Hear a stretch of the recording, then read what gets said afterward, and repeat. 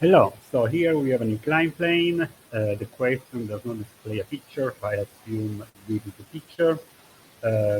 Angle alpha to represent how much there is the inclination of the incline. This is my car with some mass m, and here I get a rope. And the question is to find an expression of the tension in this rope.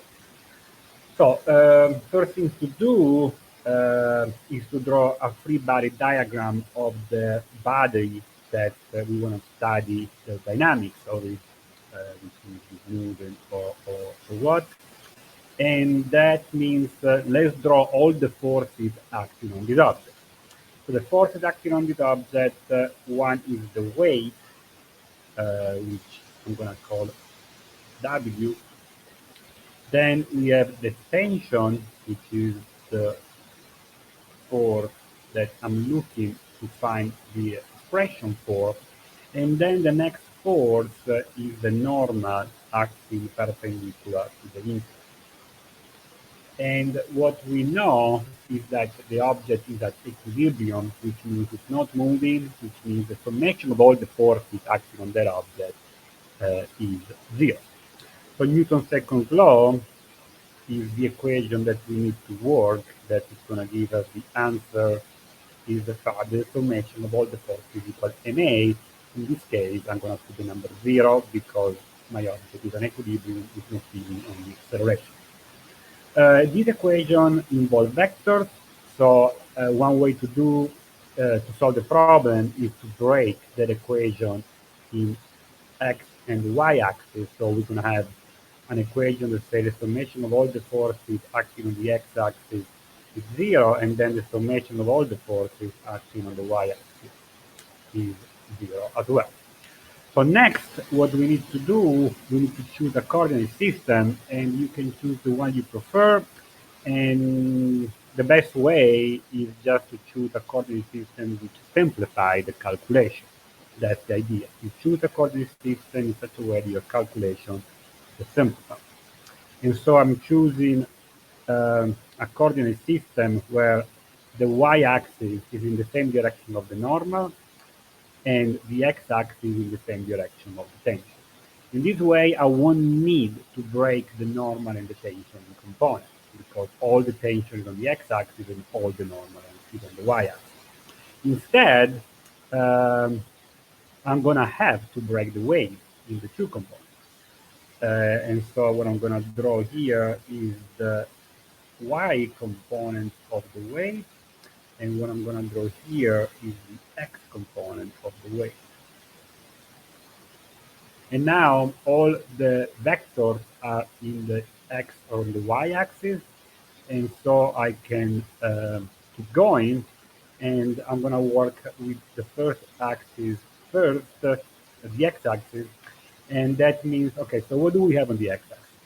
We have the weight, the x component of the weight, which is pushing my object down this way, and the tension, which is pushing up on the opposite direction of the weight. So summation means adding all those forces, and so on the x-axis, that means Wx minus the tension equals 0. I'm writing this equation, summation of all the forces.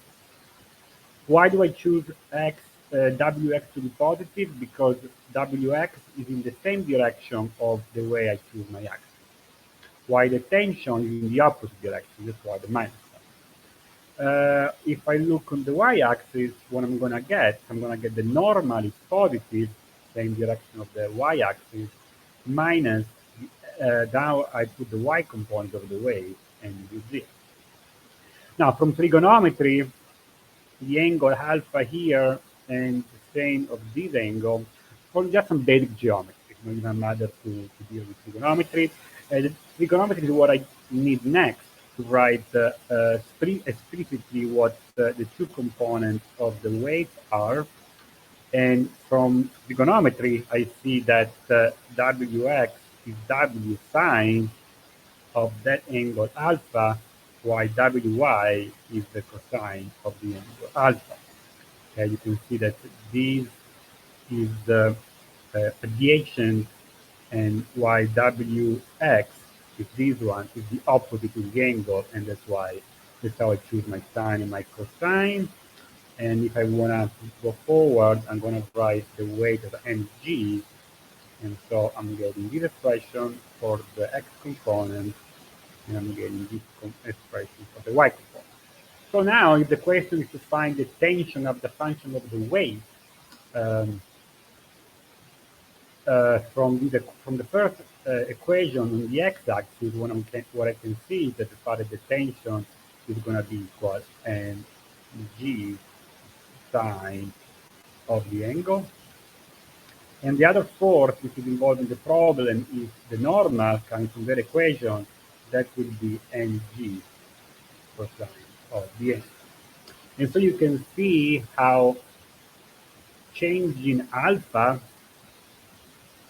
will change the tension. So if you increase alpha, the tension is going to increase.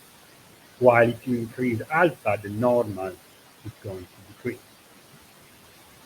Think about, for example, if the angle is very, very big, it's almost 90 degrees, there is no north.